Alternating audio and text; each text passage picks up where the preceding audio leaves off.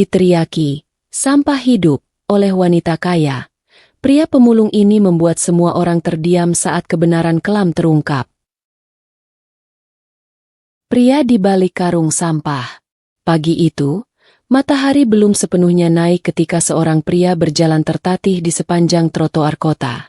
Di punggungnya tergantung karung besar berwarna kusam, robek di beberapa bagian, berbau menyengat, dan dipenuhi botol plastik, kardus bekas, serta sisa-sisa kehidupan orang lain yang dibuang tanpa penyesalan.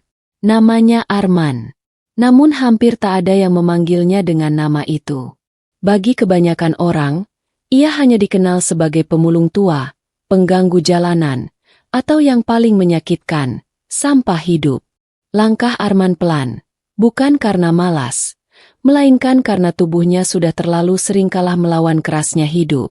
Bajunya lusuh, celananya penuh tambalan, dan wajahnya dipenuhi garis-garis lelah yang tak bisa disembunyikan. Tapi di balik tatapan matanya yang redup, tersimpan ketenangan yang aneh, seolah ia telah berdamai dengan segala hinaan yang datang silih berganti. Setiap hari, rutinitasnya sama. Menyusuri gang sempit, membongkar tong sampah, mengais sisa yang masih bisa dijual. Kadang ia menemukan botol plastik bernilai Rp1.000. Kadang hanya bau busuk dan pandangan jijik dari orang-orang yang lewat. "Pergi sana. Jangan bikin kotor. Dasar pemulung, bau." Kata-kata itu sudah menjadi musik latar hidup Arman. Ia tak lagi membalas, tak juga membantah. Ia hanya menunduk, merapikan karungnya, lalu melangkah pergi. Tak ada yang tahu di mana ia tinggal. Tak ada yang peduli apakah ia makan atau tidak hari itu. Dan tak ada yang pernah bertanya, siapa Arman sebenarnya sebelum hidup menjatuhkannya ke titik ini. Di sebuah persimpangan jalan yang ramai, Arman berhenti sejenak. Ia duduk di pinggir trotoar, membuka sebotol air bekas yang ia temukan, lalu meneguknya perlahan. Di sekelilingnya, mobil-mobil mewah melintas, para pekerja kantoran berjalan tergesa, dan dunia terus berputar tanpa sedikit pun memperhatikannya. Arman tersenyum tipis. Bukan senyum bahagia, melainkan senyum seseorang yang menyimpan terlalu banyak rahasia, terlalu banyak kenangan, dan terlalu banyak kebenaran yang belum siap dunia dengar. Jika saja mereka tahu, jika saja mereka mau melihat lebih dalam. Hari itu tampak seperti hari biasa. Tak ada yang istimewa. Tak ada tanda-tanda bahwa sebentar lagi, takdir akan mempertemukan Arman dengan seseorang yang akan mengungkit masa lalu kelam, dan mengubah cara semua orang memandangnya selamanya. Dan tanpa disadari siapapun, kisah seorang pemulung yang diremehkan baru saja dimulai. Hidup yang tak pernah memihak. Arman terbangun sebelum fajar, di sudut bangunan tua yang sudah lama ditinggalkan. Atapnya bocor, dindingnya dipenuhi coretan, dan lantainya dingin menusuk tulang. Di sanalah ia beristirahat, bukan rumah, hanya tempat berlindung sementara dari hujan dan angin malam. Ia menggulung jaket tipisnya yang lusuh, lalu duduk sambil memijat lututnya yang nyeri. Setiap gerakan kecil mengingatkannya bahwa usia dan kelelahan telah lama bersahabat dengannya. Namun Arman tak mengeluh. Ia sudah terlalu lama belajar bahwa hidup tak pernah peduli pada keluhan orang sepertinya. Di dalam saku bajunya, tersimpan sebuah benda kecil yang selalu ia jaga, sebuah foto lama yang warnanya hampir pudar. Foto itu terlipat rapi, meski tepinya sudah sobek. Arman menatapnya lama, seolah berbicara pada seseorang yang tak lagi bisa ia temui. "Maaf," gumamnya pelan. Tak ada yang tahu bahwa setiap kali ia menunduk memungut sampah, sebenarnya ia sedang menunduk pada rasa bersalah yang tak pernah pergi. Pagi itu, Arman kembali menyusuri kota. Ia lebih memilih jalan belakang, gang sempit dan pasar tua, tempat orang-orang jarang peduli. Di sanalah ia bisa bekerja tanpa terlalu banyak tatapan jijik. Ia memilah sampah dengan teliti, bukan sekadar mencari uang, tapi menjaga keteraturan kecil di tengah hidupnya yang kacau. Arman bukan pemulung sembarangan. Ia tahu jenis plastik, berat kardus, bahkan harga besi tua. Tangannya cekatan, Pikirannya teratur. Jika seseorang memperhatikan lebih lama, mereka akan sadar, cara Arman bekerja berbeda. Terlalu rapi, terlalu tenang, terlalu terdidik. Menjelang siang, panas matahari menyengat. Arman duduk di bawah pohon, membagi sepotong roti keras yang ia simpan sejak kemarin. Ia makan perlahan, seolah ingin menghemat setiap remah, bukan karena pelit, tapi karena ia tak tahu apakah besok masih bisa makan. Di kepalanya, kenangan lama kembali berputar. Tentang rumah yang dulu hangat. Tentang suara tawa yang kini hanya tinggal gema. Tentang satu keputusan fatal yang menghancurkan segalanya. Matanya menerawang kosong. Ia bukan dilahirkan sebagai pemulung. Ia pernah punya mimpi. Pernah punya nama yang dihormati. Namun hidup mencabut semuanya. Pelan, kejam, dan tanpa ampun. Saat matahari mulai condong ke barat, Arman berdiri kembali, mengangkat karungnya. Hari itu belum selesai. Dan seperti biasa, ia tak berharap apa-apa selain bisa bertahan sampai malam. Ia tak tahu bahwa esok, atau mungkin hari ini, takdir akan menyeretnya ke pusat perhatian. Memaksanya berdiri di hadapan orang-orang yang selama ini menutup mata. Dan ketika itu terjadi, tak semua orang akan siap menerima kenyataan tentang siapa sebenarnya Arman. Tatapan yang merendahkan. Hari itu, Arman tak berniat berada di tempat ramai. Ia hanya mengikuti nalurinya. Tempat-tempat tertentu selalu menghasilkan lebih banyak botol dan kardus.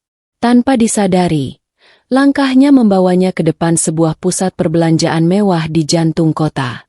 Gedung tinggi berlapis kaca itu memantulkan sinar matahari, berkilau seolah berasal dari dunia yang sama sekali berbeda dari miliknya. Arman berhenti sejenak. Bukan karena kagum, melainkan karena kenangan samar yang tiba-tiba menusuk kepalanya. Ada sesuatu tentang gedung itu yang terasa akrab. Namun sebelum ia sempat memikirkannya lebih jauh, pintu kaca otomatis terbuka. Seorang wanita keluar dengan langkah anggun. Gaun mahal membungkus tubuhnya sempurna. Sepatu hak tinggi berdetak tegas di lantai marmer. Rambutnya disanggul rapi. Wajahnya dingin tanpa senyum. Di belakangnya, dua pegawai toko berjalan tergesa, menenteng kantong belanja bermerek. Wanita itu berhenti mendadak. Matanya menyapu sekitar, lalu tertancap tepat pada Arman. "Pak Satpam," serunya nyaring. "Kenapa pemulung ini dibiarkan berdiri di sini?"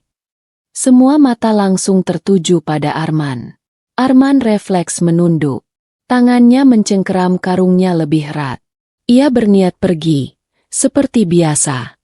Namun langkahnya terhenti ketika wanita itu melangkah lebih dekat. Jaraknya kini hanya beberapa meter. "Tempat ini bukan tong sampah," lanjut wanita itu dengan nada jijik. "Bau sekali. Anda ini tidak tahu diri, ya?" Bisik-bisik mulai terdengar. Beberapa orang menutup hidung. Sebagian lainnya mengeluarkan ponsel. Arman mengangkat wajahnya perlahan. Tatapan matanya tenang. Tak ada amarah. Hanya kelelahan yang dalam. "Saya hanya lewat, Bu," ucapnya pelan. Suaranya serak, namun jelas. Tidak bermaksud mengganggu. Wanita itu tertawa pendek, dingin, meremehkan. "Mengganggu? Keberadaanmu saja sudah mengganggu," katanya tajam. "Orang sepertimu itu sampah hidup. Tidak pantas ada di tempat layak seperti ini." Kata-kata itu jatuh seperti palu. Keras, tanpa belas kasihan. Arman terdiam. Untuk sesaat, dunia seolah berhenti. Suara kendaraan, percakapan orang-orang, bahkan detak jantungnya sendiri terasa menjauh. Ia berdiri di sana, dihujani pandangan dan hinaan, namun tetap tak bergerak. Bukan karena takut, melainkan karena kata itu membangkitkan sesuatu dari masa lalu. Sesuatu yang selama ini ia kubur dalam-dalam. Wanita itu hendak melangkah pergi, puas dengan hinaannya. Namun sebelum itu, ia menoleh sekali lagi, dan pandangannya bertemu langsung dengan mata Arman. Untuk sepersekian detik, wajah wanita itu berubah. Ia mengernyit, seolah melihat bayangan yang tak seharusnya ada. Tatapan Arman terlalu tenang, terlalu dalam, terlalu familiar. "Kenapa kamu melihatku seperti itu?" bentaknya. Arman menghela napas pelan. "Tidak apa-apa, Bu," katanya lembut.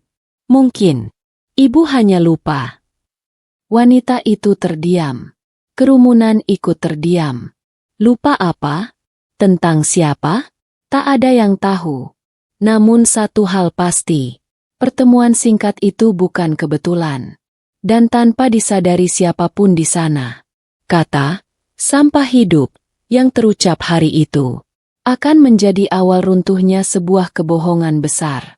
Ketika harga diri dihancurkan di depan umum, kerumunan di depan pusat perbelanjaan itu semakin menebal, bukan karena ada pertunjukan menarik, melainkan karena rasa penasaran manusia yang selalu lapar akan drama, dan Arman berdiri tepat di tengahnya, seorang diri, dengan karung lusuh di kakinya, sementara puluhan pasang mata memandangnya bukan sebagai manusia, melainkan sebagai sesuatu yang salah berada di tempat itu.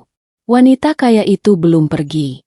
Ia berdiri dengan tangan terlipat di dada, wajahnya menunjukkan kepuasan aneh, seolah hinaan yang baru saja ia lontarkan belum cukup untuk melampiaskan sesuatu yang mengganjal di hatinya. Lalu dengan nada lebih keras agar semua orang mendengar, ia kembali berbicara, tanpa peduli bahwa setiap kata yang keluar dari mulutnya perlahan menghancurkan harga diri seseorang. "Kenapa kamu masih berdiri di sini?" katanya tajam sambil menunjuk Arman. "Apa kamu pikir dengan tatapan sok tenang itu, kamu kelihatan bermartabat?" Beberapa orang tertawa kecil, sebagian lain hanya menonton dengan wajah datar, dan tak satu pun yang melangkah maju untuk menghentikan kejadian itu, karena bagi mereka, pemulung bukanlah seseorang yang perlu dibela. Arman menunduk, bukan karena takut, melainkan karena ia sedang berjuang menahan sesuatu yang selama bertahun-tahun ia paksa diam, rasa sakit yang terlalu lama dipendam, rasa malu yang lahir bukan dari kemiskinan, melainkan dari ingatan tentang siapa dirinya dulu dan apa yang telah ia kehilangan. "Aku sudah bilang, Bu," ucap Arman akhirnya, dengan suara rendah namun jelas, suara seseorang yang terbiasa disakiti namun belum kehilangan kesadaran akan sopan santun. "Saya hanya lewat dan akan pergi."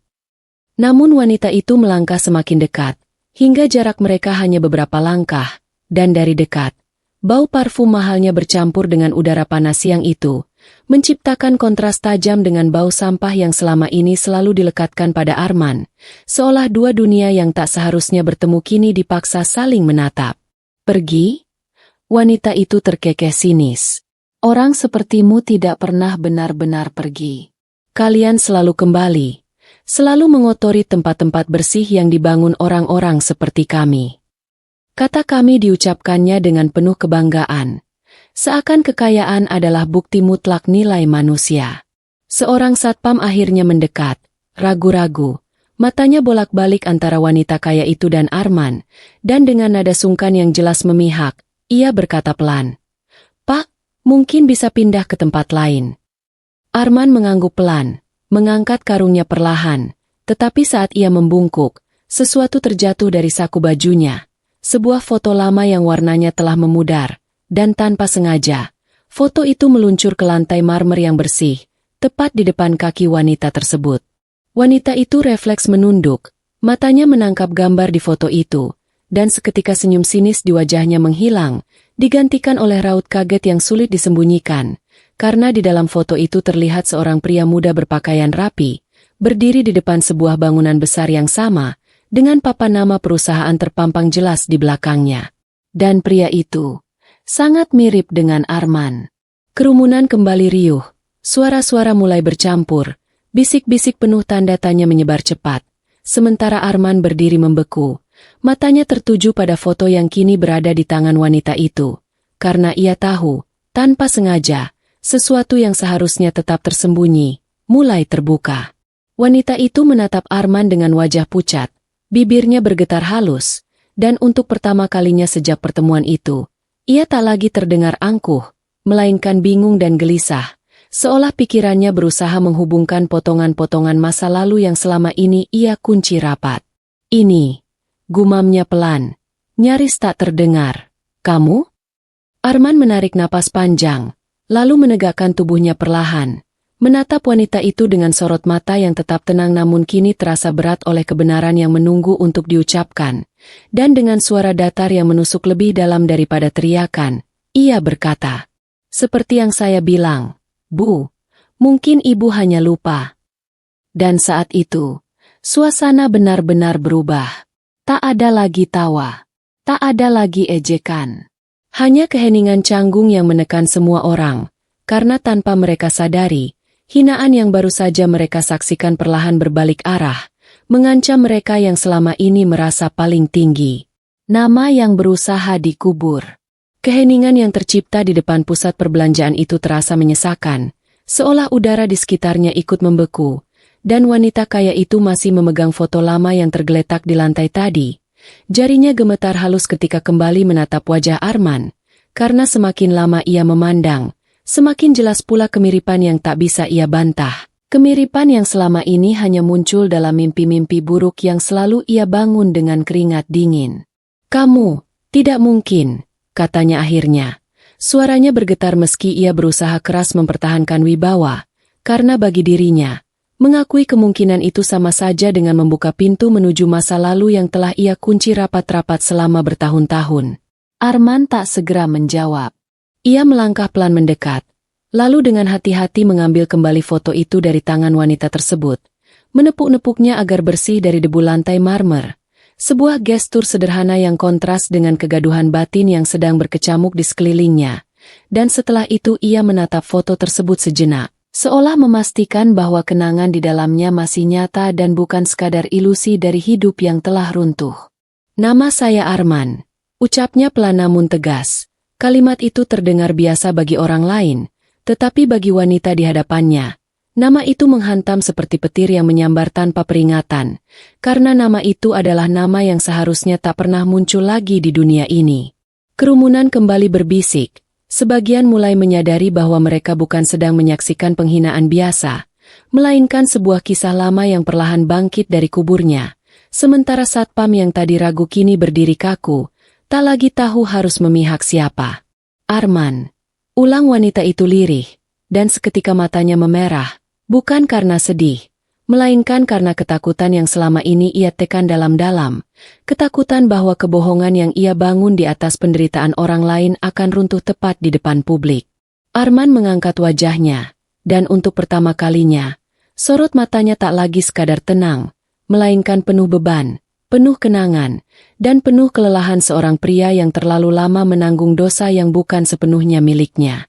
"Dulu," lanjutnya dengan suara yang tetap rendah namun menggema di tengah keheningan, "saya berdiri di gedung ini bukan sebagai pemulung, bukan sebagai orang yang ibu hina, melainkan sebagai seseorang yang ikut membangunnya, seseorang yang percaya bahwa kerja keras dan kejujuran cukup untuk menjaga segalanya tetap utuh."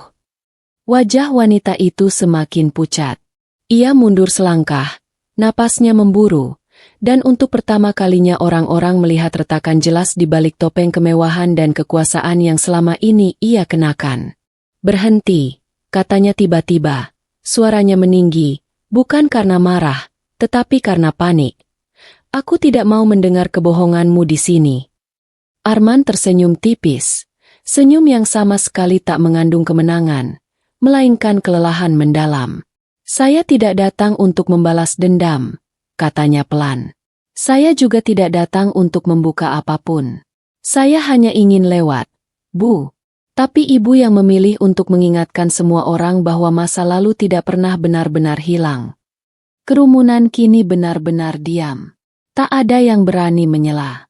Karena perlahan mereka mulai mengerti bahwa pria yang tadi mereka anggap tak bernilai, menyimpan sebuah nama, sebuah sejarah, dan sebuah kebenaran yang jauh lebih berat daripada karung sampah di punggungnya. Wanita itu menunduk, tangannya mengepal, dan untuk sesaat, semua kemewahan yang melekat padanya terasa rapuh, seolah satu kalimat lagi saja cukup untuk merobohkan seluruh dunianya. Dan di tengah keheningan itu, Arman berdiri tegak, bukan sebagai pemulung, bukan sebagai korban hinaan, melainkan sebagai seseorang yang akhirnya berhenti bersembunyi. Namun ia tahu, ini belum akhir. Karena kebenaran yang mulai terucap hari ini, baru akan benar-benar mengguncang. Ketika alasan ia menghilang akhirnya terungkap. Pengkhianatan yang mengubur segalanya. Udara di depan pusat perbelanjaan itu terasa semakin berat. Bukan karena panas matahari yang menyengat, melainkan karena kebenaran yang mulai menekan dari segala arah. Dan wanita kaya itu kini tak lagi berdiri sebagai sosok yang berkuasa, melainkan sebagai seseorang yang terjebak di antara masa lalu yang ia khianati dan masa kini yang mulai menelanjanginya di hadapan publik. Arman menarik napas dalam, lalu menatap wajah-wajah di sekelilingnya. Wajah orang-orang yang sejak tadi menonton tanpa peduli, sebelum akhirnya kembali mengarahkan pandangannya pada wanita itu. Karena apa yang akan ia katakan selanjutnya bukan ditujukan untuk balas dendam, melainkan untuk mengakhiri kebohongan yang telah memakan hidupnya sendiri. Saya menghilang bukan karena saya gagal, ucap Arman perlahan. Setiap kata diucapkannya dengan kehati-hatian seolah satu kesalahan saja bisa membuatnya kembali terjerumus ke jurang yang sama. Saya menghilang karena saya dikorbankan. Kerumunan bergeser gelisah. Wanita itu menggeleng cepat, mencoba menyangkal sebelum cerita itu berkembang lebih jauh, tetapi suaranya tersangkut di tenggorokan, karena sorot mata Arman terlalu jujur untuk disebut kebohongan. Dulu, lanjut Arman, dan kini suaranya terdengar lebih berat, lebih dalam. Ada kesalahan besar di perusahaan ini, kesalahan yang bisa menghancurkan banyak nama, dan ketika semuanya terancam, seseorang harus dijadikan tumbal agar yang lain tetap bersih. Ia berhenti sejenak, memberi ruang bagi kata-katanya untuk meresap, lalu melanjutkan dengan nada yang tetap tenang namun menusuk. Dan orang itu adalah saya. Beberapa orang terdiam dengan wajah terkejut. Sementara yang lain mulai saling bertukar pandang, menyadari bahwa mereka sedang menyaksikan bukan sekadar drama jalanan, melainkan pengakuan tentang pengkhianatan kelas atas yang selama ini tak pernah mereka bayangkan. Dokumen dipalsukan, tanda tangan saya disalahgunakan, dan ketika semuanya selesai, kata Arman lagi, nama saya dihapus seolah saya tak pernah ada, sementara mereka yang bersalah berdiri di atas pujian dan kekayaan. Pandangan Arman kini menancap tajam pada wanita itu, bukan dengan kebencian, melainkan dengan kelelahan panjang yang tak bisa lagi disembunyikan. Ibu tahu semua itu, katanya pelan. Ibu memilih diam, karena diam lebih menguntungkan daripada jujur. Wanita itu akhirnya kehilangan kendali. Cukup, teriaknya, suaranya pecah.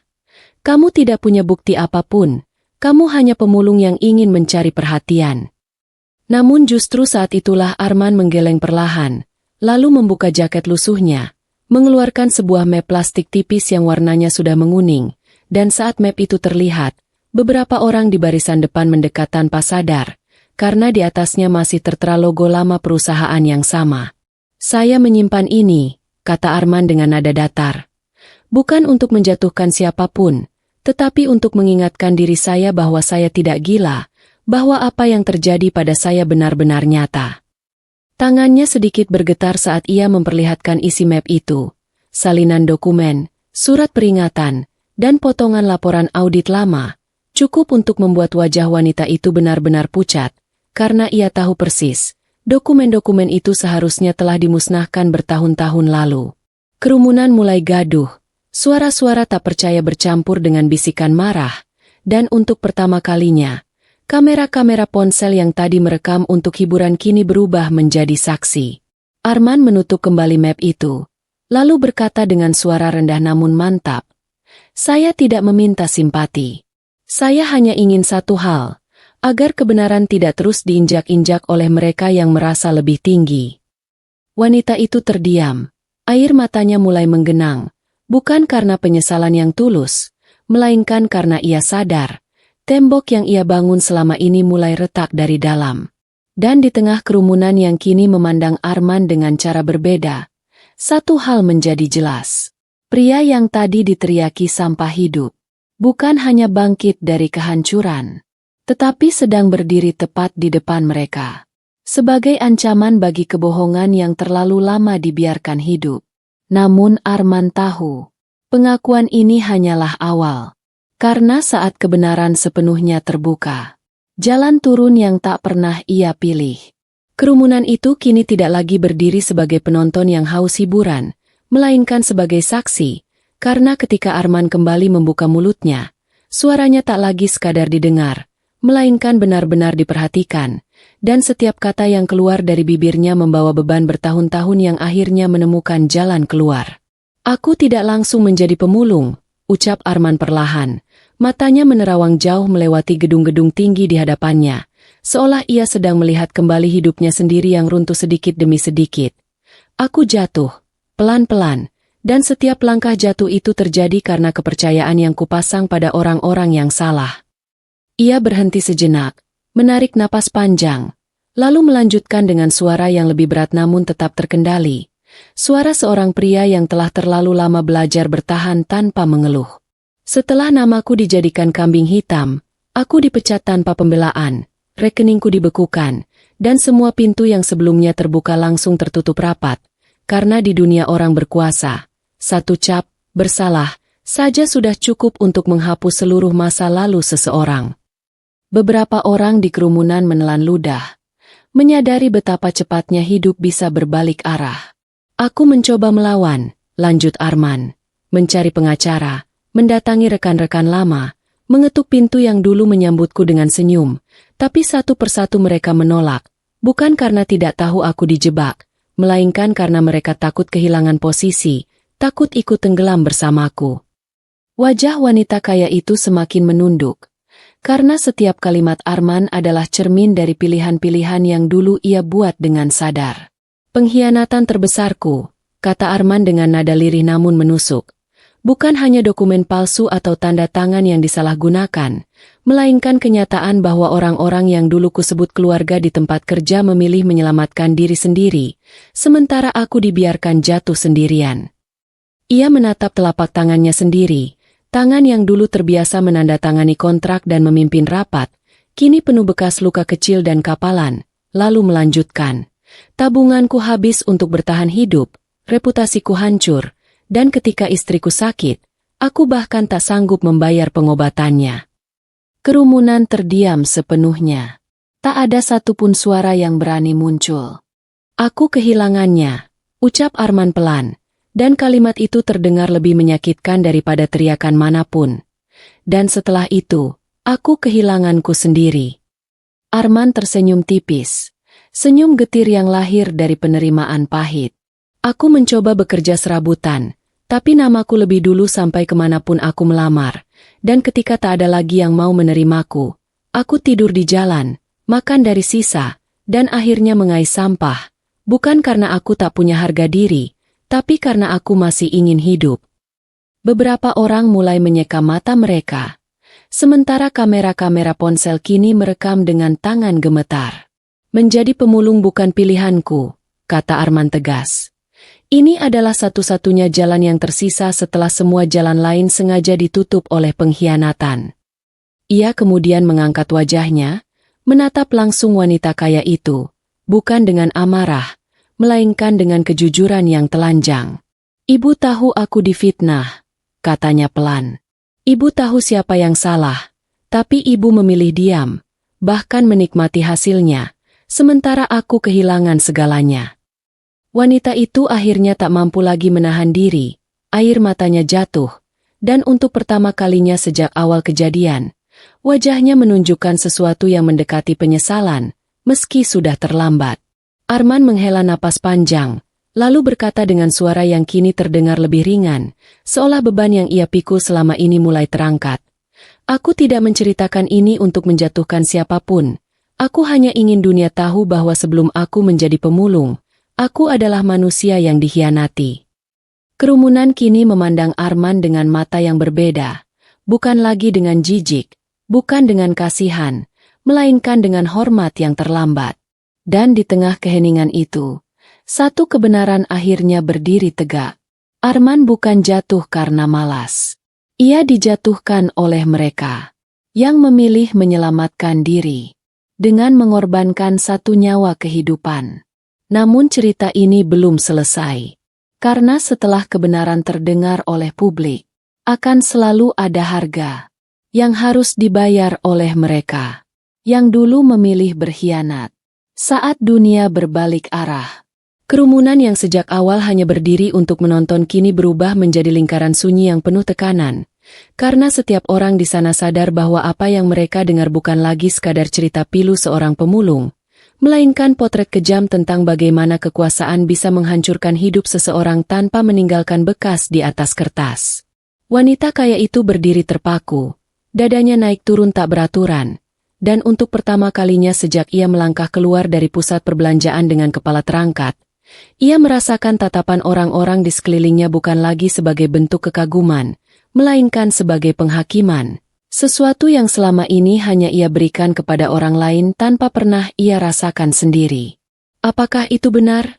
Terdengar suara dari barisan belakang, suara seorang pria yang tak lagi terdengar penasaran, melainkan menuntut jawaban, dan suara itu segera diikuti gumaman lain. Pertanyaan demi pertanyaan yang mulai diarahkan bukan pada Arman, tetapi pada wanita yang sejak tadi berdiri dalam balutan kemewahan. Wanita itu menoleh ke sekeliling, mencari bantuan, mencari satu wajah yang mau membelanya seperti dulu ia dibela oleh sistem. Namun yang ia temukan hanyalah kamera ponsel yang menyala dan wajah-wajah asing yang kini menunggunya terjatuh. Aku tidak pernah menyuruhnya sampai sejauh itu, ucapnya akhirnya. Suara itu nyaris tak terdengar, pecah, dan penuh kepanikan. Sebuah pengakuan setengah hati yang justru membuat kerumunan semakin gaduh, karena kalimat itu terdengar seperti pembenaran yang terlambat. Arman berdiri diam, tak menyela, karena ia tahu, saat kebohongan mulai runtuh, para pelakunya akan berbicara sendiri. Ibu tidak perlu menjelaskan kepada saya, kata Arman akhirnya, dengan suara yang tenang namun bergema jelas di tengah kerumunan. Penjelasan itu seharusnya diberikan kepada mereka yang selama ini percaya bahwa kekayaan adalah bukti kebenaran. Kerumunan bergeser, memberi ruang lebih lebar di sekitar Arman, seolah tanpa sadar mereka sedang membentuk batas antara dua dunia. Dunia yang dibangun di atas kebohongan dan dunia yang baru saja disentuh oleh kejujuran. Seorang wanita parubaya melangkah maju, wajahnya menunjukkan kemarahan yang tertahan, dan dengan suara bergetar ia berkata, "Kalau semua ini benar, berarti selama ini kita tertipu, dan dia," katanya sambil menunjuk Arman, "kita hina tanpa tahu apa-apa." Kalimat itu jatuh berat, menghantam kesadaran banyak orang sekaligus. Wanita kaya itu mulai gemetar hebat, karena kini ia menyadari bahwa kendali telah sepenuhnya lepas dari tangannya, dan ketika ia kembali menatap Arman, sorot matanya tak lagi berisi kesombongan, melainkan ketakutan yang telanjang. "Apa yang kamu mau?" tanyanya lirih, hampir memohon, dan pertanyaan itu adalah puncak ironi. Karena orang yang tadi disebut sampah hidup kini berdiri sebagai satu-satunya sosok yang memegang kendali situasi. Arman menggeleng pelan.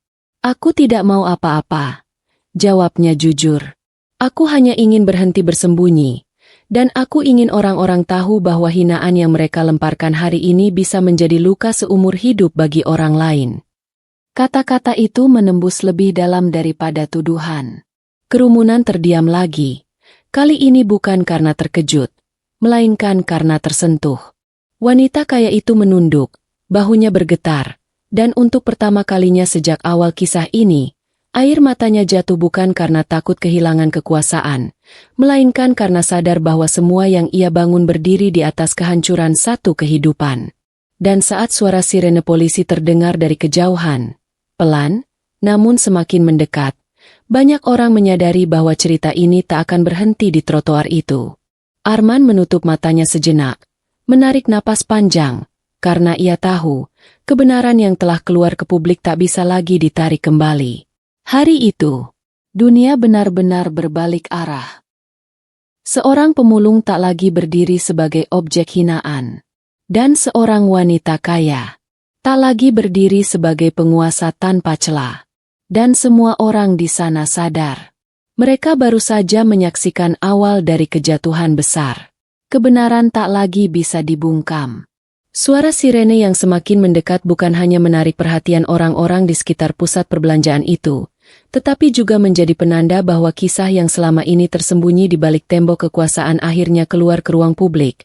Tak bisa lagi dikendalikan atau disapu bersih seperti dulu, dan Arman berdiri di sana dengan tubuh tegak, menyadari bahwa hidupnya tak akan pernah kembali seperti sebelumnya.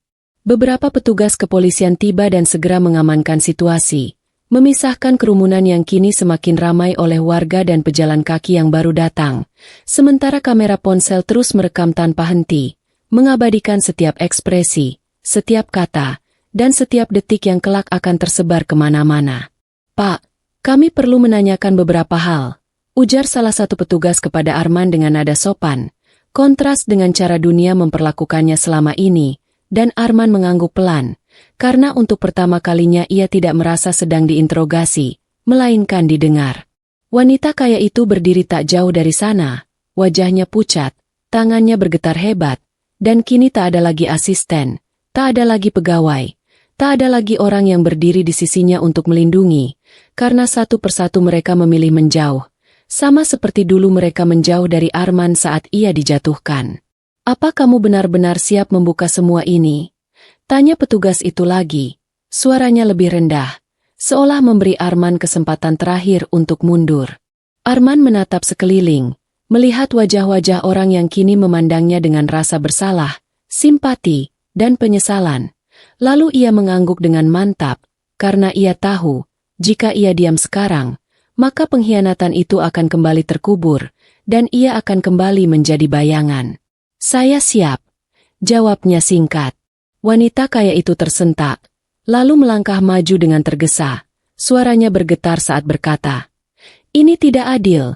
Kamu membuka luka lama yang seharusnya sudah selesai." Arman menoleh pelan, menatapnya tanpa kebencian.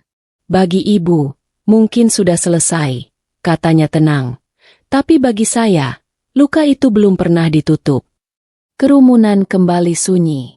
Petugas polisi meminta wanita itu ikut memberikan keterangan, dan saat itulah wajahnya benar-benar runtuh, karena untuk pertama kalinya ia tidak diperlakukan sebagai sosok berkuasa, melainkan sebagai bagian dari masalah yang harus diperiksa. Beberapa orang mulai bersuara, membela Arman, menentang sikap merendahkan yang tadi mereka saksikan, dan suasana perlahan berubah dari penghinaan menjadi solidaritas. Sesuatu yang tak pernah Arman rasakan selama bertahun-tahun hidup di jalanan. Seorang jurnalis yang berada di lokasi memberanikan diri bertanya, "Pak, setelah semua yang terjadi, apa yang Bapak harapkan?" Arman terdiam sejenak, lalu menjawab dengan jujur, "Saya hanya berharap tidak ada lagi orang yang harus kehilangan hidupnya hanya karena memilih percaya pada orang yang salah." Kalimat itu sederhana, tetapi cukup untuk menyentuh banyak hati. Saat petugas mulai membawa wanita kaya itu ke dalam mobil untuk proses lebih lanjut, ia menoleh sekali lagi ke arah Arman, dan di mata itu tak lagi tersisa kesombongan, hanya ketakutan dan penyesalan yang terlambat. Arman menghela napas panjang. Ia tahu perjalanan ini belum selesai, proses hukum akan panjang, tekanan akan datang dari banyak arah, dan masa lalunya akan terus dibongkar. Namun untuk pertama kalinya, ia tidak lagi berjalan sendirian. Hari itu, di tempat yang sama di mana ia dihina dan direndahkan, Arman berdiri sebagai simbol bahwa kebenaran mungkin bisa ditekan, tetapi tidak pernah benar-benar mati. Dan ketika malam mulai turun, serta kerumunan perlahan bubar, satu hal menjadi pasti. Hidup Arman telah berubah arah. Bukan karena balas dendam, melainkan karena ia akhirnya berani berjalan di bawah cahaya kebenaran. Namun di balik semua itu, masih ada satu bab terakhir yang akan menentukan apakah keadilan benar-benar ditegakkan atau kembali dikalahkan oleh kekuasaan.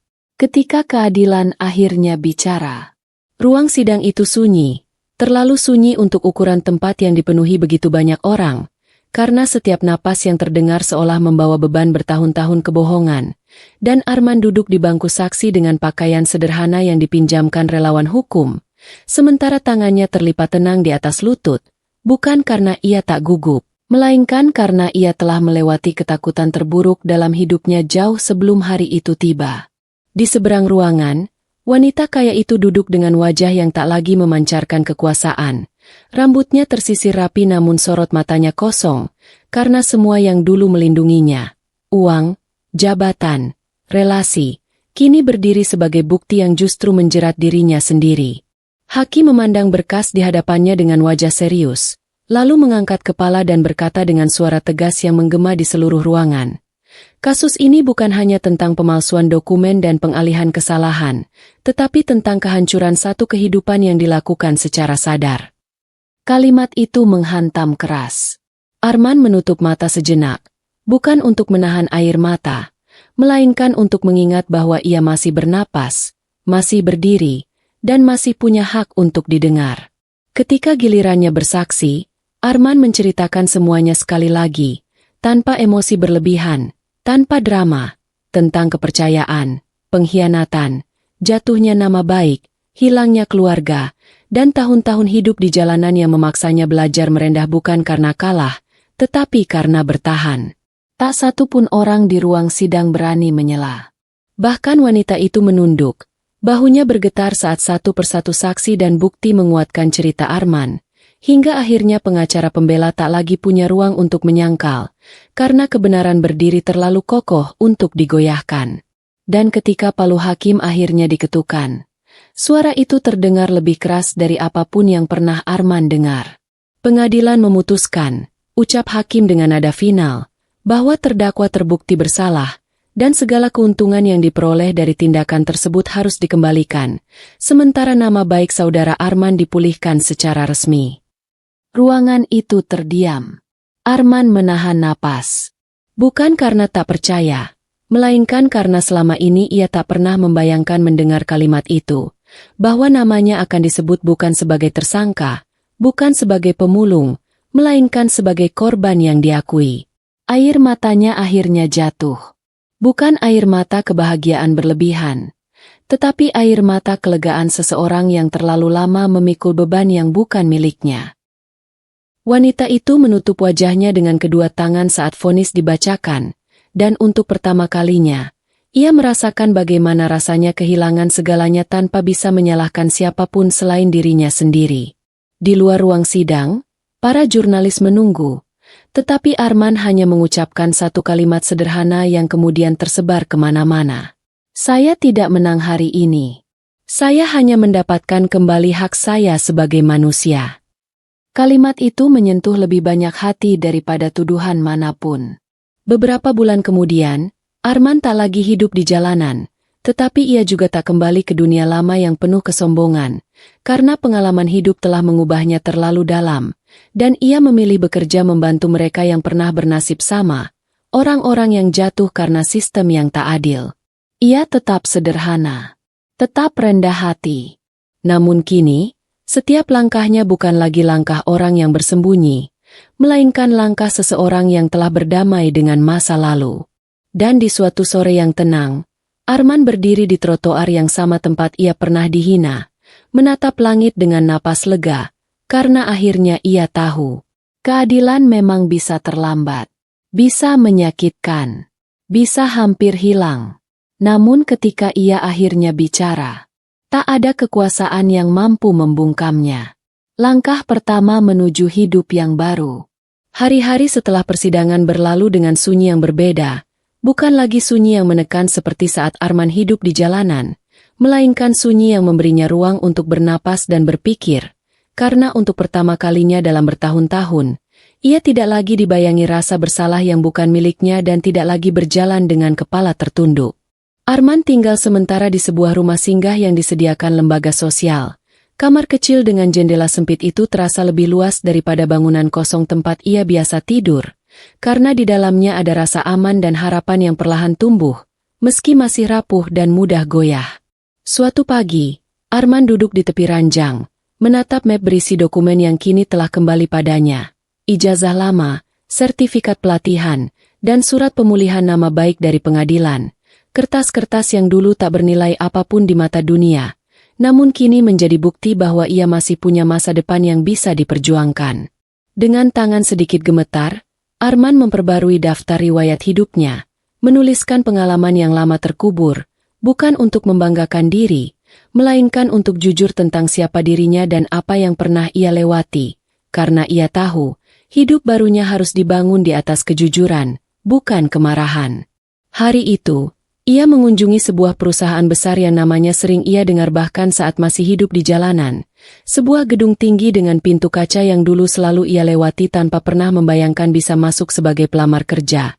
Dan saat satpam menanyakan tujuannya, Arman menyebutkan satu kalimat yang terasa asing namun menguatkan. Saya ingin melamar pekerjaan. Beberapa pegawai memandangnya dengan rasa ingin tahu, bukan hinaan. Dan meski jas yang ia kenakan sederhana dan sepatu yang ia pakai bukan yang paling baru, langkah Arman mantap, karena ia datang bukan membawa rasa rendah diri, melainkan tekad untuk memperbaiki hidupnya dengan cara yang benar. Di ruang wawancara, Arman duduk berhadapan dengan beberapa pewawancara yang awalnya bersikap formal, namun perlahan berubah penuh perhatian saat Arman menceritakan latar belakangnya, bukan dengan nada memohon, melainkan dengan keterbukaan tentang kesalahan sistem, jatuhnya hidup, dan pelajaran yang ia ambil dari tahun-tahun terberatnya. Apa yang membuat Bapak yakin masih bisa bekerja di lingkungan sebesar ini? Tanya salah satu pewawancara. Arman tersenyum tipis lalu menjawab, karena saya pernah kehilangan segalanya, dan orang yang pernah jatuh sejauh itu tahu betul bagaimana caranya menjaga kepercayaan. Jawaban itu membuat ruangan hening sejenak. Beberapa hari kemudian, saat Arman sedang membantu di dapur rumah singgah, sebuah panggilan masuk ke ponsel sederhana yang baru ia miliki, dan ketika suara di seberang menyebutkan nama perusahaan itu serta mengucapkan bahwa ia diterima bekerja, tangan Arman gemetar hebat hingga ia harus duduk untuk menenangkan diri. Ia tak menangis keras. Ia hanya menutup mata, menarik napas panjang, dan tersenyum. Senyum seseorang yang akhirnya melihat cahaya setelah terlalu lama berjalan dalam gelap. Hari pertamanya bekerja tiba. Arman berdiri di depan gedung itu lagi. Kali ini bukan sebagai pemulung, bukan sebagai pelamar, melainkan sebagai karyawan. Dan meski masih banyak tantangan yang menantinya, ia tahu satu hal dengan pasti. Hidupnya belum sempurna. Lukanya belum sepenuhnya sembuh. Namun untuk pertama kalinya, ia tidak lagi berjalan sendirian. Dan masa depan tak lagi terasa seperti hukuman, melainkan kesempatan kedua. Dan di dalam hatinya, Arman berjanji, apapun yang akan ia capai nanti, ia tak akan pernah lupa bagaimana rasanya berada di dasar, membuktikan diri tanpa banyak bicara. Arman diterima bekerja sebagai analis operasional di perusahaan besar itu, sebuah posisi yang tidak menempatkannya di sorotan, namun justru menuntut ketelitian, tanggung jawab, dan kejujuran. Tiga hal yang telah lama ia pelajari bukan dari bangku kantor, melainkan dari jatuh bangunnya hidup di jalanan. Pada hari pertamanya, Arman datang lebih awal dari siapapun, duduk rapi di meja kerja sederhana di sudut ruangan, dan memperhatikan setiap detail proses kerja tanpa banyak bertanya, karena ia tahu, kepercayaan bukan sesuatu yang diminta, melainkan dibangun perlahan melalui konsistensi. Rekan-rekannya sempat memandangnya dengan rasa penasaran. Sebagian mengetahui sepintas kisah masa lalunya dari pemberitaan, namun Arman tak menunjukkan sikap defensif atau merasa lebih hebat. Ia justru bekerja dalam diam, memeriksa laporan demi laporan, mencatat ketidaksesuaian kecil yang selama ini luput dari perhatian banyak orang.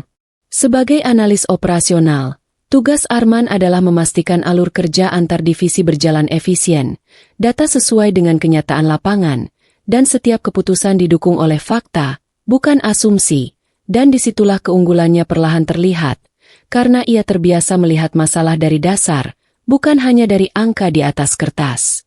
Dalam beberapa minggu, Arman mulai mengusulkan perbaikan sederhana, bukan perubahan besar yang mencolok, melainkan penyesuaian kecil yang berdampak nyata, mengurangi pemborosan, merapikan alur distribusi, dan meningkatkan akurasi laporan, hingga tanpa disadari, kinerjanya mulai dibicarakan dalam rapat-rapat internal.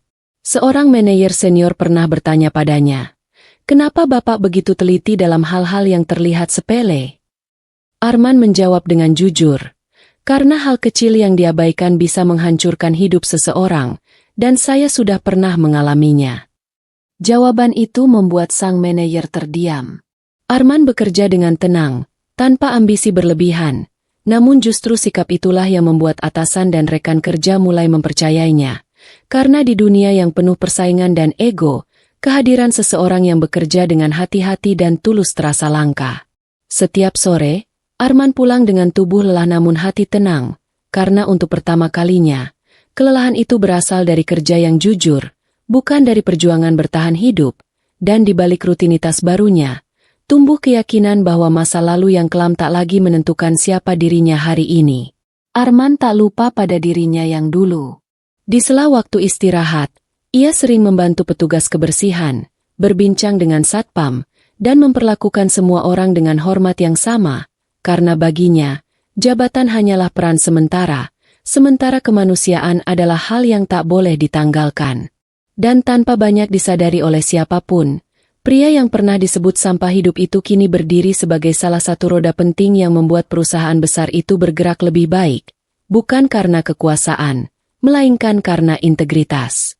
Namun Arman tahu, bekerja dengan baik hanyalah awal. Karena hidup selalu punya cara untuk menguji orang-orang yang memilih bangkit. Dan ujian berikutnya mungkin datang dari tempat yang paling tak terduga. Pengakuan yang tak pernah ia kejar. Bulan pertama Arman bekerja berlalu tanpa gemuruh, tanpa pujian terbuka, dan tanpa sorotan khusus. Namun justru di dalam keheningan itulah hasil kerjanya mulai berbicara. Karena laporan-laporan yang ia susun rapi dan rekomendasi kecil yang ia berikan perlahan membuat alur kerja perusahaan menjadi lebih tertata dan efisien. Suatu pagi, Arman dipanggil ke ruang rapat lantai atas, sebuah ruangan yang biasanya hanya diisi oleh manajer senior dan kepala divisi. Dan ketika pintu tertutup di belakangnya, ia sempat mengira ada kesalahan yang ia buat, karena pengalaman masa lalu membuatnya selalu bersiap menghadapi kemungkinan terburuk. Namun yang ia temukan justru tatapan tenang dan senyum tipis dari direktur operasional. Seorang pria parubaya yang dikenal tegas namun adil. "Pak Arman," ujar direktur itu sambil menutup berkas di depannya. "Kami sudah memperhatikan pekerjaan Anda sejak minggu pertama." Arman mengangguk pelan, menunggu, tanpa membela diri atau membanggakan apapun. Efisiensi gudang meningkat, laporan lebih akurat, dan beberapa risiko yang selama ini kami anggap sepele ternyata bisa dicegah, lanjut sang direktur. "Semua itu berasal dari catatan Anda." Arman menarik napas pelan. "Saya hanya menjalankan tugas, Pak," jawabnya jujur. Karena baginya bekerja dengan baik bukanlah sesuatu yang perlu dipuji, melainkan kewajiban terhadap kepercayaan yang baru saja ia dapatkan kembali. Direktur itu tersenyum kecil, lalu berkata dengan nada yang lebih serius, "Justru sikap itu yang jarang kami temui." Ia kemudian menjelaskan bahwa perusahaan sedang menyiapkan proyek perbaikan sistem operasional lintas divisi, proyek yang membutuhkan orang dengan integritas tinggi dan sudut pandang yang tidak sempit. Dan tanpa banyak basa-basi, ia menawarkan Arman untuk ikut terlibat secara langsung. "Kami tahu latar belakang Anda," kata direktur itu dengan jujur. "Dan justru karena itulah kami percaya Anda tidak akan bermain aman dengan cara yang salah." Arman terdiam sejenak, dadanya terasa hangat, karena untuk pertama kalinya, masa lalunya tidak digunakan untuk menjatuhkannya, melainkan menjadi alasan untuk mempercayainya. "Saya akan belajar dan bekerja sebaik yang saya bisa," jawab Arman akhirnya. Di luar ruangan, kabar itu menyebar pelan di antara rekan-rekannya, bukan sebagai gosip, melainkan sebagai pengakuan diam-diam bahwa Arman memang layak berada di sana, dan sejak hari itu, sikap orang-orang di sekitarnya berubah, lebih terbuka, lebih menghargai, dan lebih percaya.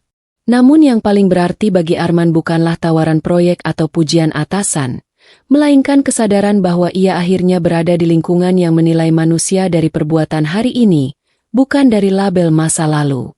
Sore itu, saat Arman meninggalkan gedung kantor dengan langkah tenang, ia menatap langit yang mulai berubah warna, dan untuk pertama kalinya, ia tersenyum tanpa rasa waspada, karena hidupnya kini bergerak maju bukan dengan terpaksa, melainkan dengan arah yang jelas. Namun jauh di dalam hatinya, Arman tahu satu hal, pengakuan adalah awal tanggung jawab yang lebih besar. Dan kesempatan kedua selalu datang. Bersama ujian baru. berdiri untuk mereka yang tak didengar.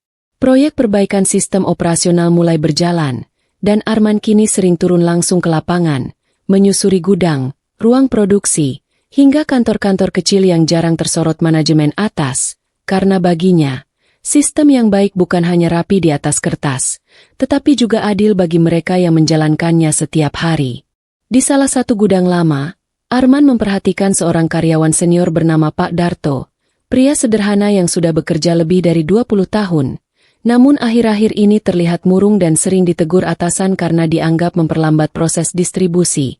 Padahal Arman melihat sendiri bahwa keterlambatan itu bukan karena kelalaian, melainkan karena sistem pencatatan lama yang tak pernah diperbarui. Saat rapat evaluasi, seorang supervisor dengan nada dingin menyebut nama Pak Darto sebagai masalah yang harus diganti dengan tenaga baru yang lebih cepat. Dan kalimat itu diucapkan ringan, seolah 20 tahun pengabdian bisa dihapus begitu saja oleh satu grafik menurun. Ruangan rapat hening. Arman mengangkat tangan perlahan, bukan untuk berdebat, melainkan untuk meluruskan. Dengan izin, katanya tenang, keterlambatan yang terjadi bukan karena Pak Darto, melainkan karena sistem inventaris yang tidak sinkron dengan kondisi lapangan, dan jika orang yang paling memahami gudang ini disingkirkan, masalahnya justru akan semakin besar. Beberapa orang saling berpandangan. Supervisor itu mengernyit, mencoba mempertahankan pendapatnya.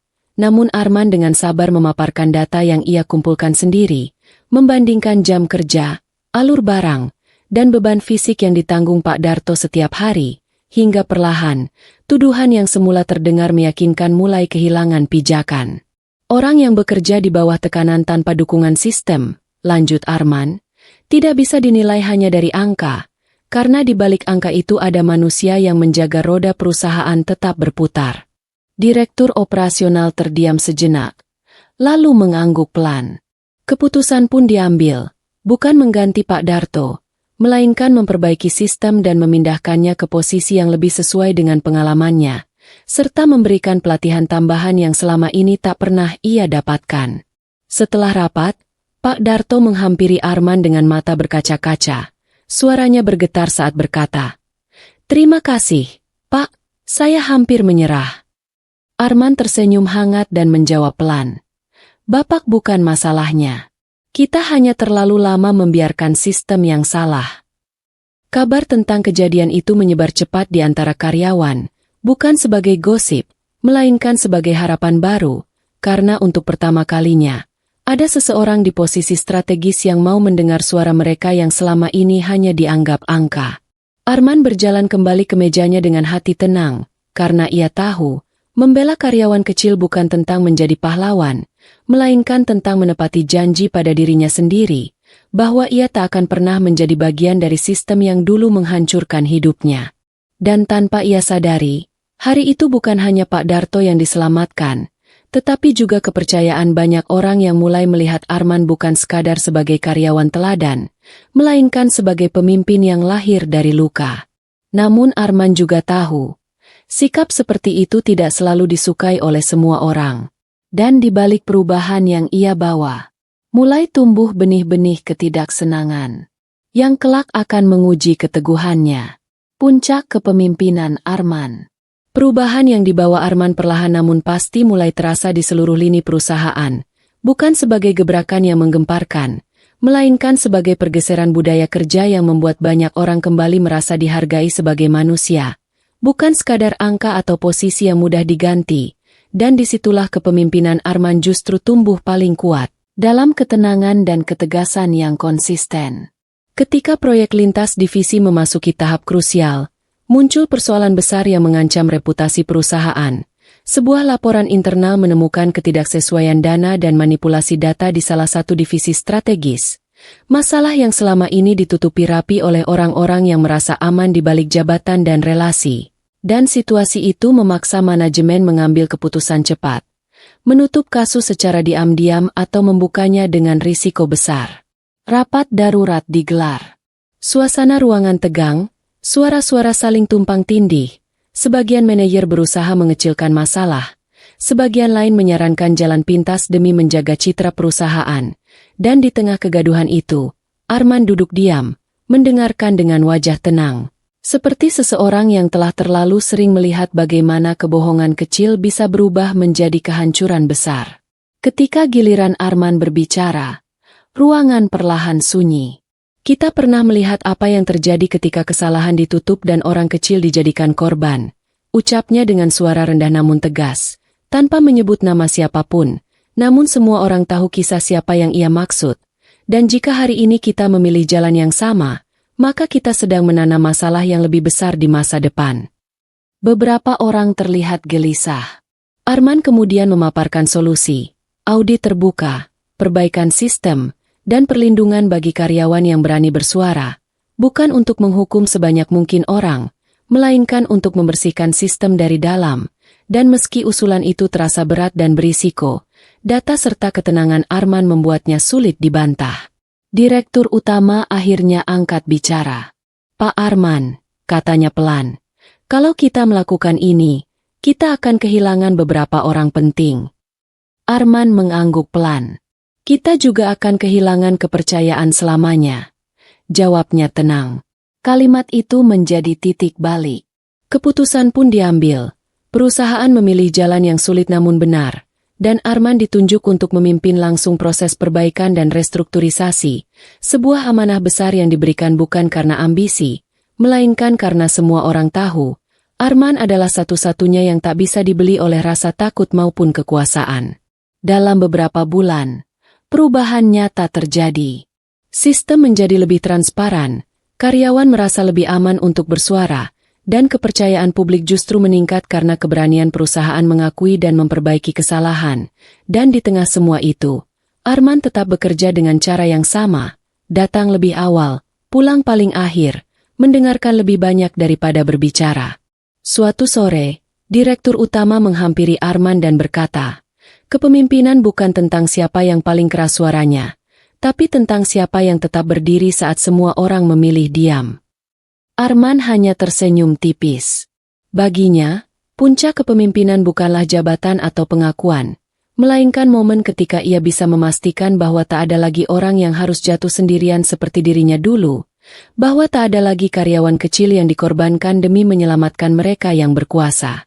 Dan di saat itu, Arman akhirnya benar-benar berdiri sebagai pemimpin, bukan karena masa lalunya yang kelam, melainkan karena ia memilih menjadikan luka sebagai kompas, bukan sebagai beban. Namun Arman tahu, kepemimpinan sejati bukan akhir perjalanan, melainkan tanggung jawab yang harus dijaga. Setiap hari, dalam setiap keputusan, nama yang tak pernah disebut. Beberapa tahun setelah perubahan besar di perusahaan itu, Arman berdiri di atas panggung sederhana dalam sebuah acara internal yang mempertemukan seluruh karyawan dari berbagai divisi, bukan untuk merayakan pencapaian angka atau keuntungan, melainkan untuk mengenang perjalanan panjang tentang kejujuran, keberanian, dan kemanusiaan yang telah mengubah banyak hidup. Arman kini menjabat sebagai salah satu pimpinan tertinggi operasional, namun penampilannya nyaris tak berubah. Setelan rapi tanpa kemewahan, tatapan tenang, dan cara bicara yang selalu memberi ruang bagi orang lain untuk merasa aman. Saat mikrofon diserahkan kepadanya, ruangan mendadak hening. "Banyak yang bertanya," ucap Arman perlahan, "kenapa saya selalu meminta satu kursi kosong di setiap rapat besar?" Beberapa orang saling berpandangan, karena permintaan itu memang selalu ada, dan tak pernah dijelaskan alasannya. Arman tersenyum tipis, lalu melanjutkan, "Kursi itu bukan untuk tamu penting. Kursi itu untuk seseorang yang namanya tak pernah tercatat di struktur organisasi, tapi tanpanya, saya tidak akan pernah berdiri di sini." Lampu ruangan diredupkan, layar besar di belakang Arman menyala, menampilkan foto hitam putih seorang pria tua dengan pakaian sederhana dan senyum lelah, seorang pemulung. Suasana berubah. "Itu ayah saya," kata Arman dengan suara bergetar namun tetap tegar. "Ia meninggal di jalanan, tanpa jabatan, tanpa gelar, dan tanpa pernah didengar siapapun, kecuali saya." Arman terdiam sejenak, menahan napas. "Ketika saya dulu diteriaki sampah hidup, yang paling menyakitkan bukan hinaannya, Tapi kenyataan bahwa dunia memang tak pernah memberi ruang bagi orang-orang seperti ayah saya.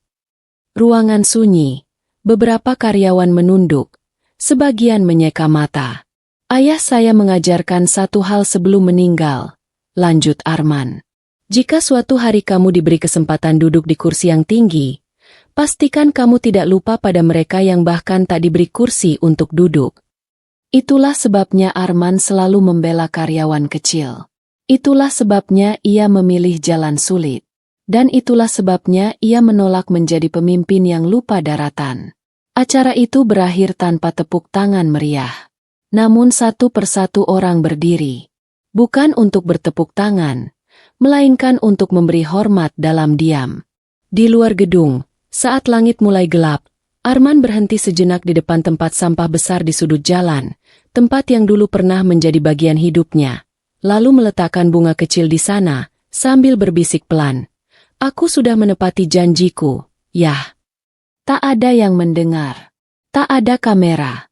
Namun untuk pertama kalinya, Arman merasa utuh. Karena ia tahu, harga diri bukan ditentukan oleh dari mana seseorang berasal, melainkan oleh siapa yang ia lindungi saat ia punya kuasa. Jika kisah Arman membuat hatimu terdiam sejenak, jika perjuangannya mengingatkanmu pada seseorang yang pernah diremehkan, atau bahkan mengingatkanmu pada dirimu sendiri, ingatlah satu hal. Hidup tidak pernah menilai seseorang dari mana ia jatuh, melainkan dari seberapa besar keberaniannya untuk bangkit, tanpa kehilangan hati nuraninya. Arman pernah disebut sampah hidup, pernah dianggap tak layak didengar, pernah berdiri di posisi paling rendah dalam hidup. Namun ia memilih untuk tidak membalas dunia dengan kebencian, melainkan dengan keberanian untuk menjadi manusia yang lebih baik. Cerita ini bukan tentang jabatan, bukan tentang kekayaan, tetapi tentang harga diri, tentang bagaimana satu orang yang memilih jujur bisa mengubah banyak kehidupan di sekitarnya. Tuliskan di kolom komentar, saya memilih untuk bangkit. Agar kisah ini menjadi pengingat bahwa kita tidak sendirian. Karena mungkin hari ini kamu hanya penonton. Namun besok, cerita tentang kebangkitanmu akan menginspirasi orang lain. Terima kasih sudah bertahan sampai akhir. Tetaplah rendah hati, tetaplah kuat, dan jangan pernah menyerah pada hidup.